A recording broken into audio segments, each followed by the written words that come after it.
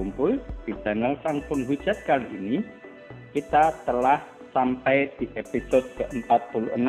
Di sini kita akan melanjutkan pembahasan kita membincangkan mengenai Kitab Keluaran pasal 2. Di Kitab Keluaran pasal 2 ini seluruhnya terdiri dari 25 ayat dan oleh LAI dibagi menjadi 3 subjudul. Saya akan membacakan dari ayat pertama bagi Anda semua.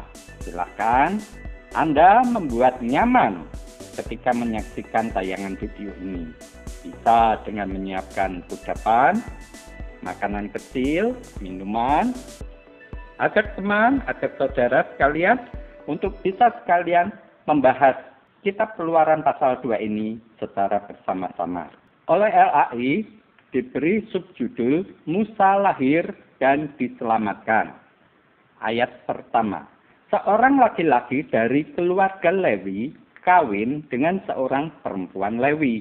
Lalu mengandunglah ia dan melahirkan seorang anak laki-laki. Ketika dilihatnya bahwa anak itu cantik, disembunyikannya 3 bulan lamanya. Tetapi ia tidak dapat menyembunyikannya lebih lama lagi. Sebab itu diambilnya sebuah peti pandan, dipakalnya dengan gala-gala dan tir. Diletakkannya bayi itu di dalamnya dan ditaruhnya peti itu di tengah-tengah teberau di tepi Sungai Nil. Ini merupakan kelanjutan kisah mengenai keturunan dari Yakub, terutama dari anak-anak Yakub, entah keturunan yang keberapa, kita juga tidak tahu karena memang oleh penulis Kitab Keluaran ini sendiri, waktu itu tidak pernah jelas. Entah ini sudah keturunan yang ke-100, entah keturunan yang ke-1000, kita tidak tahu.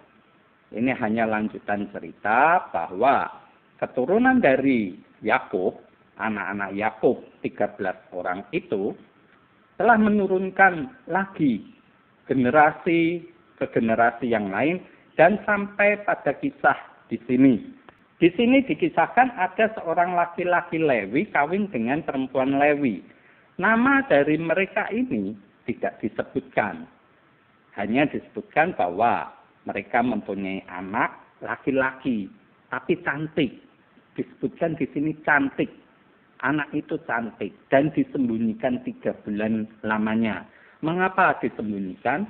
Karena memang di perikop sebelumnya, di pasal sebelumnya kita tahu bahwa Raja Mesir dengan gelar Fir'aun ini melakukan kekejaman dengan membunuh bayi laki-laki dari orang-orang Ibrani. Dan kaum Lewi ini termasuk kaum Ibrani. Maka terlebih-lebih anak laki-laki harus dibunuh. Oh no! Maka oleh kedua orang tuanya, anak ini disembunyikan lebih dulu selama 3 bulan. Tetapi lama-lama juga tidak berani. Karena itu akhirnya anak ini ditaruh di dalam sebuah peti pandan yang telah ditutup dengan tir sehingga menjadi tahan air, dan bayi ini ditaruh di tengah-tengah teberau di tepi Sungai Nil. Jadi akan dihanyutkan oleh orang tuanya. Karena orang tuanya sudah tidak sanggup untuk ngumpetin menyembunyikan anak ini. Jadi lebih baik anak ini dihanyutkan di Sungai Nil. Memang satu tindakan yang sembrono, ya istilah lainnya mungkin gambling. Kalau mau selamat, ya biarlah selamat. Kalau mati, ketangkap oleh serdadu prajurit Mesir, ya anak itu akan mati. Oh no! Kita lanjutkan di ayat berikutnya. Di ayat keempat, kakaknya perempuan berdiri di tempat yang agak jauh untuk melihat apakah yang akan terjadi dengan dia. Maka datanglah putri Fir'aun untuk mandi di Sungai Nil. Sedang dayang-dayangnya berjalan-jalan di tepi Sungai Nil. Lalu terlihatlah olehnya peti yang di tengah-tengah teberau itu. Maka disuruhnya hambanya perempuan untuk mengambilnya. Ketika dibukanya, dilihatnya bayi itu, dan tampaklah anak itu menangis. Sehingga belas kasihanlah ia kepadanya dan berkata, tentulah ini bayi orang Ibrani. Lalu bertanyalah kakak anak itu kepada putri Fir'aun, akan kupanggilkah bagi tuan putri seorang inang penyusu dari perempuan Ibrani untuk menyusukan bayi itu bagi tuan putri? Saud putri Fir'aun kepadanya, baiklah. Lalu pergilah gadis itu memanggil ibu bayi itu. Ini satu kisah entah kebetulan atau memang sudah direncana oleh kedua orang tua si bayi ini. Bahwa ketika bayi itu dihanyutkan bertepatan dengan mandinya putri Fir'aun di Sungai Nil. Ya, kita bisa tebak kiri, tebak kanan, terserah. Anda mau nebak yang bagaimana? Silahkan saja. Memang ini satu ranah yang memang kita bisa memberikan asumsi. Istilah kerennya kalau menurut teolog adalah penafsiran. Anda mau menafsirkan gimana-gimana, silahkan saja. Memang ini ranah yang bebas. Mungkin kedua orang tua dari si bayi ini telah melakukan penelitian bahwa hari ini putri Fir'aun akan mandi, jam sekian, dengan siapa, mereka sudah tahu. Atau mungkin ini seperti yang saya katakan tadi, hanya gambling, judi. Kalau mau selamat-selamat, kalau mau mati ya matilah. Yang jelas orang tua ini sudah tidak sanggup lagi menahan si bayi itu. Dan di sini si bayi ini ternyata ditemukan oleh putri Fir'aun ketika dihanyutkan. Dan ketika dilihat si bayi ini menangis, putri Fir'aun ini menjadi berbelas kasih. Anehnya adalah justru kakak dari si bayi ini langsung bisa bertanya kepada putri Fir'aun. Bayangkan seorang putri mandi, tahu-tahu nyelonong orang lain. Ini anak ini, si kakak bayi ini apa enggak langsung dipenggal ya?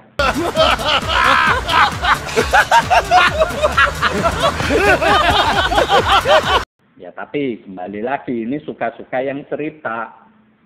Tapi bayangan saya jika seorang bangsawan, putri raja mandi, tahu-tahu ada nyelonong orang lain masuk, bukankah ini satu tindakan yang kurang ajar?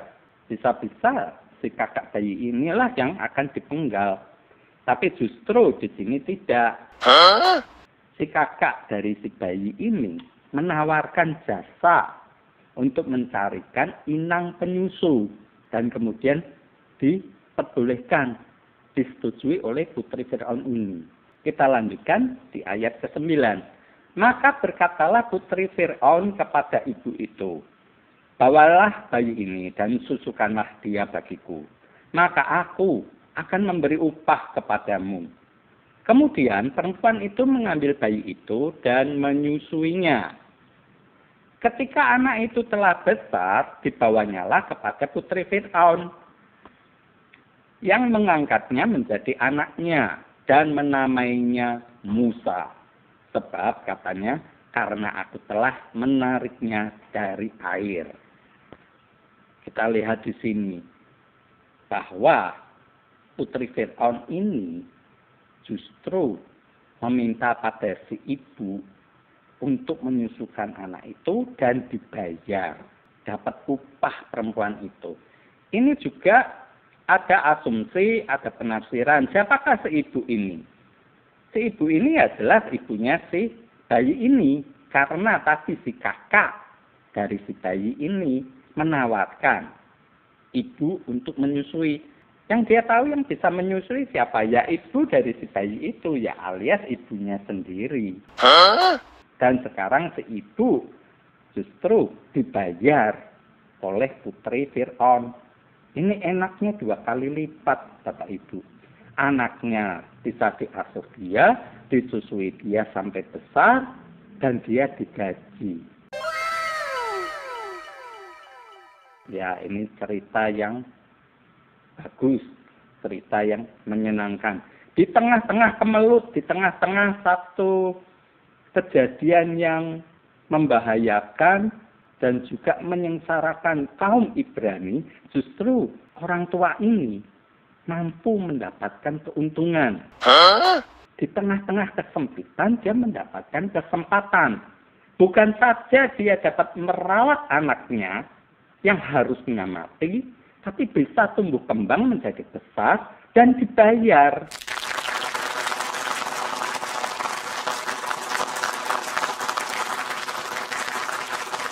Nah, inilah oleh para teolog disebut mukjizat. Satu hal yang luar biasa. Ya, sah-sah aja sih, memang ini cerita dibuat demikian. Jadi kita bisa mendapatkan satu masukan bahwa Tuhan menjaga umatnya. Untuk kisah ini tentunya, bukan untuk kisah yang lain. Hanya untuk kisah si anak ini aja, keluarga ini. Bukan untuk semuanya. Oh no! Boleh dikata bahwa Tuhannya kebetulan menyertai keluarga ini. Tapi itu pun tidak disebutkan. Ini hanya merupakan penafsiran, merupakan asumsi dari teolog-teolog yang jelas lidahnya memang pandai. Dan kita lihat di ayat ke-10, ketika anak itu telah besar, dibawanyalah kepada putri Fir'aun yang mengangkatnya menjadi anaknya dan menamainya Musa. Ini usia berapa anak ini diserahkan kepada tuan putri? Ini juga tidak jelas. Usia yang telah besar ini berapa? Mungkin 3 tahun bisa dikatakan besar atau 5 tahun? Jelas kalau 5 tahun, anak ini sudah tahu bapak ibunya siapa. Nah, kita bisa berasumsi masing-masing, terserah kita. Yang jelas anak itu telah besar. Usia berapa? Terserah kita. Kita lanjutkan di ayat berikutnya, di ayat ke-11. Oleh LAI diberi subjudul Musa membela bangsanya, ia lari ke tanah Midian. Pada waktu itu, ketika Musa telah dewasa, ia keluar mendapatkan saudara-saudaranya untuk melihat kerja paksa mereka. Lalu dilihatnyalah seorang Mesir memukul seorang Ibrani, seorang dari saudara-saudaranya itu. Ia menoleh ke sana sini dan ketika dilihatnya tidak ada orang, dibunuhnya orang Mesir itu dan disembunyikannya mayatnya dalam pasir. Nah, di sini kita juga melihat, tahu-tahu yang namanya Musa telah dewasa. Dewasa usia berapa ini? Kita juga tidak jelas karena memang tidak disebutkan usia Musa ini. Tapi biasanya sebagaimana kita telah membahas kitab Kejadian, nanti-nantinya akan disebutkan bahwa usia berapakah Musa ini melakukan tindakan pembunuhan, memukul orang Mesir ini. Dan ini juga aneh, sesuatu yang memang tidak dijabarkan oleh para teolog. Bahwa Musa keluar mendapatkan saudara-saudaranya. Ini saudara yang disebut ini apakah saudara kandung ataukah saudara sekaum, kita juga tidak jelas. Tapi yang di sini disebutkan bahwa ada orang Mesir memukul orang Ibrani. Ini yang pasti. Lantas Musa mungkin menjadi emosi atau bagaimana, akhirnya dia membunuh orang Mesir itu dan menyembunyikan mayatnya dalam pasir. Ini Musa ini melakukan tindakan yang jahat. Dan di sini kita juga tidak tahu duduk perkaranya bagaimana, mengapa orang Mesir ini memukul orang Ibrani. Tapi jika kita mengacu bahwa orang Ibrani ini diperbudak, pastinya kemungkinan besar bahwa orang Ibrani ini malas atau mungkin membangkang perintah, akhirnya dipukul oleh orang Mesir ini. Oh no! Di ayat ke-13, ketika keesokan harinya ia keluar lagi, didapatinya 2 orang Ibrani tengah berkelahi. Ia bertanya kepada yang bersalah itu, mengapa engkau pukul temanmu? Tetapi jawabnya, siapakah yang mengangkat engkau menjadi pemimpin dan hakim atas kami? Apakah engkau bermaksud membunuh aku? Sama seperti engkau telah membunuh orang Mesir itu. Musa menjadi takut. Sebab pikirnya, tentulah perkara itu telah ketahuan. Nah, di sini ketahuan juga bahwa si Musa ini membela orang yang tidak benar. Jadi dia melakukan satu kecerobohan. Karena mengapa?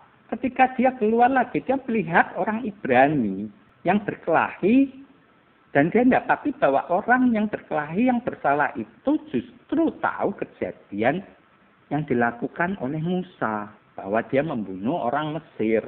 Berarti Musa telah membela orang yang keliru, orang yang bersalah. Oh no! Dan dia telah melakukan pembunuhan. Nah, ini satu cerita memang ya rada konyol. Nah, ya biasalah kita selama setahun kita dicekoki oleh cerita-cerita yang konyol dari Alkitab ini. Jadi ya kita harus membiasakan diri untuk menerima cerita-cerita konyol.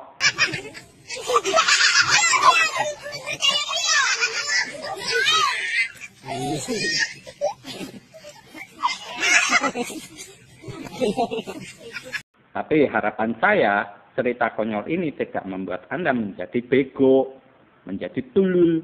Agak bodoh-bodoh sedikit tidak apa. Jika Anda rajin belajar pun Anda akan tahu cerita-cerita konyol ini maksudnya apa. Kita lanjutkan di ayat berikutnya, di ayat ke-15. Ketika Fir'aun mendengar tentang perkara itu, dicarinya ikhtiar untuk membunuh Musa. Tetapi Musa melarikan diri dari hadapan Fir'aun dan tiba di tanah Midian. Lalu ia duduk-duduk di tepi sebuah sumur. Adapun imam di Midian itu mempunyai 7 anak perempuan. Mereka datang menimba air dan mengisi palungan-palungan untuk memberi minum kambing domba ayahnya. Ini kita kembali disuguhi satu cerita tragedi atau cerita yang menyedihkan. Hampir mirip seperti kejadian Yakub. Ketika Yakub menipu ayahnya, dia pun melarikan diri karena takut dikejar oleh saudara kembarnya untuk dibunuh. Di sini kita juga melihat cerita bahwa Fir'aun mencari ikhtiar untuk membunuh Musa, sehingga Musa ini melarikan diri dari hadapan Fir'aun. Kita tahu bahwa Musa ini adalah anak angkat dari putri raja. Putri Fir'aun ini menurut saya bukanlah putri dari Fir'aun yang sekarang. Kemungkinan besar bahwa putri Fir'aun yang mengangkat Musa ini merupakan anak dari raja sebelumnya. Boleh dikata ini adalah tante atau bibi dari raja yang sekarang. Jadi, Fir'aun yang sekarang atau raja yang sekarang ini tidak bisa dengan serta-merta melakukan hukuman kepada Musa. Makanya di sini dikatakan dicarinya ikhtiar untuk membunuh Musa. Mengapa? Karena walaupun dia seorang raja, tapi Musa ini adalah anak dari bibinya. Jadi, jika levelnya mau disamakan, sebenarnya Fir'aun dengan Musa ini satu level. Hanya beda jabatan. Yang satu raja, yang satu pangeran. Jadi, Fir'aun harus berusaha untuk melakukan satu cara di dalam penghukuman kepada Musa. Makanya di sini disebut dicarinya ikhtiar, upaya untuk menuduh kesalahan Musa itu, sehingga bisa dijatuhi hukuman. Dan akhirnya Musa ini melarikan diri dan tiba di tanah Midian. Lantas tiba-tiba kita disodori cerita lanjutannya bahwa imam di Midian ini punya 7 anak yang sekarang sedang mengembalakan kambing domba. Biasanya justru laki-laki, di sini perempuan. Mirip cerita ini dengan yang terjadi pada Yakub. Ketika Yakub lari pun dia ketemu dengan cewek. Ternyata itu adalah Rahel. Nah ya, ceritanya hanya diulang dengan pelaku yang berbeda. Dengan tokoh-tokoh yang berbeda. Ya tidak apa-apa, memang kita tinggal diuji seberapa kita teliti, seberapa kita cermat, Memang ceritanya hanya pengulangan dengan nama yang diganti-ganti. Bukankah kehidupan juga demikian? Kehidupan kita pun demikian sebenarnya. Kejadiannya sama, yang kecelakaan sama, naik mobilnya sama. Cuma mereknya berbeda, nama pengendaranya yang kecelakaan juga berbeda. Tapi kejadiannya sama juga. Kita lanjutkan di ayat berikutnya, di ayat ke-17. Maka datanglah gembala-gembala yang mengusir mereka. Lalu Musa bangkit menolong mereka dan memberi minum kambing domba mereka. Nah, di sini hampir mirip, ya boleh dikatakan memang mirip dengan cerita Yakub itu. Yakub pun memberi makan kambing domba milik Rahel waktu itu. Ketika sumur ditutup oleh gembala-gembala yang lain, justru Yakub yang membukanya waktu itu. Di sini juga ada gembala-gembala yang mengusir anak-anak dari Imam Midian ini, lalu Musa tampil sebagai pahlawan untuk menolong mereka dan memberi minum kambing domba mereka. Sama kan ceritanya? Mari kita lanjutkan di ayat ke-18. Ketika mereka sampai kepada Rehuel, ayah mereka, berkatalah, "Iya, mengapa selekas itu kamu pulang hari ini?" Jawab mereka, "Seorang Mesir menolong kami terhadap gembala-gembala, bahkan ia menimba air banyak-banyak untuk kami dan memberi minum kambing domba." Ia berkata kepada anak-anaknya, "Di manakah ia? Mengapakah kamu tinggalkan orang itu? Panggillah dia makan." Di sini kita juga melihat bahwa cerita ini kemungkinan adalah gabungan dari cerita ketika pembantu Abraham yang bernama Eliezer, saya berasumsi demikian, sedang mencari Ribka untuk dijadikan istri Ishak. Pada waktu itu juga Eliezer ini menemui seorang cewek. Cuman bedanya di situ Ribka lah yang memberi minum keledai unta-unta yang dipakai oleh Eliezer. Sementara Yakub memberi minum kambing domba dari Rahel. Dan sekarang Musa memberi minum kambing domba dari Imam Midian ini yang bernama Rehuel. Dan ketika anak-anak Rehuel ini balik menghadap bapaknya, mereka bercerita mengenai Musa ini. Dan Rehuel menyuruh anak-anaknya memanggil Musa untuk ikut makan.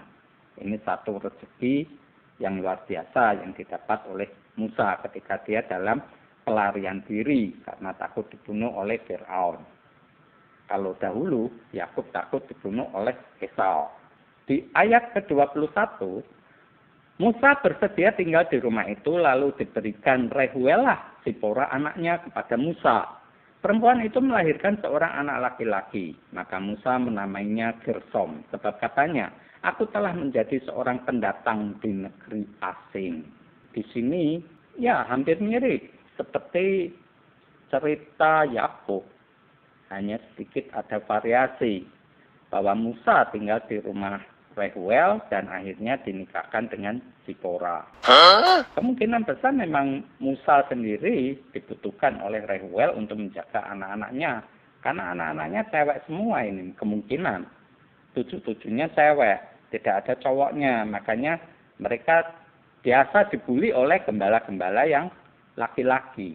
Dengan adanya Musa, ya mungkin bisa dianggap sebagai pahlawan, tokoh heroik yang dapat menjaga harta benda dari Rehuel ini. Dan akhirnya Musa kawin dengan Sipora dan punya anak yang dinamai Gersom, yang mempunyai arti aku telah menjadi seorang pendatang di negeri asing. Begitu cepatnya, datang, ketemu, makan, kawin, punya anak.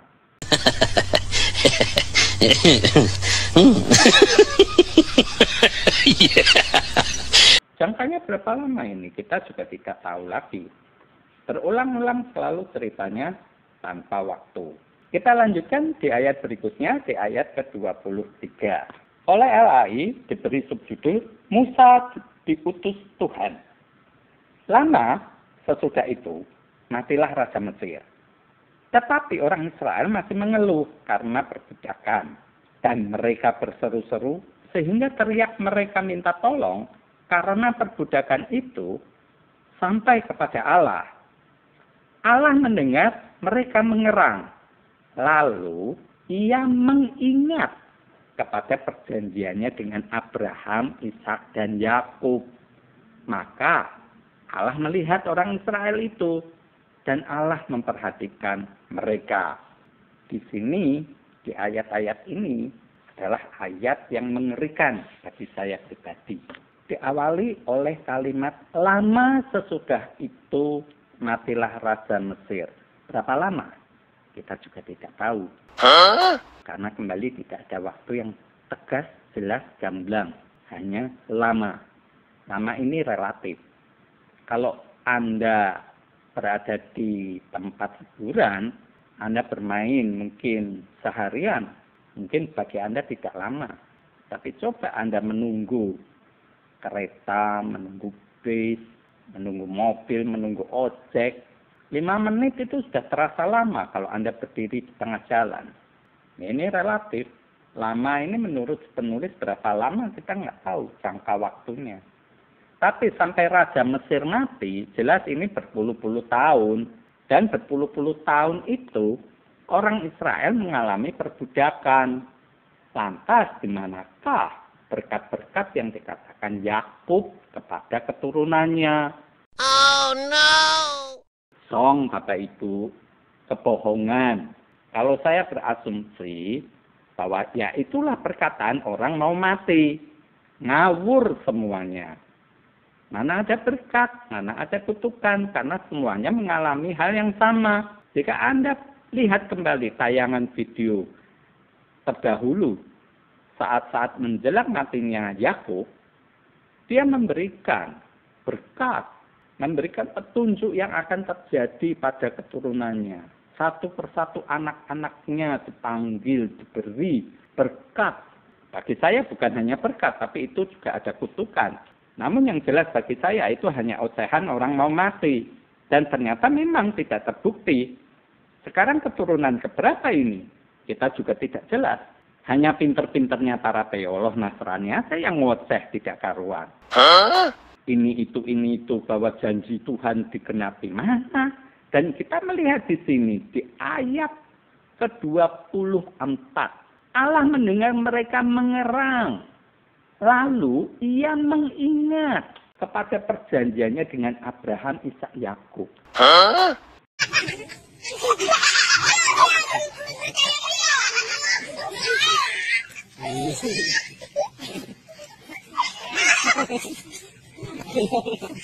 Ya ampun, ini Allah model apa? Mengapa baru setelah mendengar mereka mengerang, dia baru ingat? Ia mengingat. Berarti selama ini Tuhan ngapain? Si Allah ini ngapain? Lupa. Lama waktunya Bapak Ibu, saudara sekalian. Kalau Anda masih waras, otak Anda masih dilindungi oleh tengkorak kepala Anda, nggak perlu pinter-pinter amat. Yang jelas Anda waras. Masa ya kita mau punya Tuhan, punya Allah macam begini? Dia baru mengingat. Setelah mendengar, ya kalau mendengar, kalau tidak mendengar, berarti selama ini si Allah ini tidak mendengar. Baru sekarang dia mendengar. Nah, selama ini si Allah ini kemana? Inilah yang berulang kali saya tunjukkan kepada Anda semua. Ada sesuatu yang ganjil, sesuatu yang tidak beres dengan cerita-cerita di Alkitab. Jangan mau dipelintir oleh ocehan para pendeta, para teolog apapun. Ini gamblang jelas ditulis di Alkitab kita ini. Sesuatu yang buat saya mengerikan. Si Allah ini lupa, makanya tertulis. Lalu ia mengingat perjanjian dengan Abraham, Ishak, Yakub. Perjanjian apa? Tiga-tiganya udah mati semua. Orang Jawa ngomong udah modar ini orang. Abraham, Ishak, Yakub udah modar.